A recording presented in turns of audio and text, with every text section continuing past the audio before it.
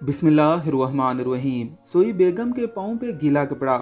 मौलवी साहब ने खुतबे में कहा कि आपकी बीवियां सारा दिन की थकी होती हैं। अगर वो सो जाएं और आपको उनके कुर्ब की हाजत हो तो इंतहाई शफकत के साथ जगाया करें। हाजरीन ने कहा, मौलाना साहब तरीका भी आप ही बता दें कि कैसे जगाया जाए।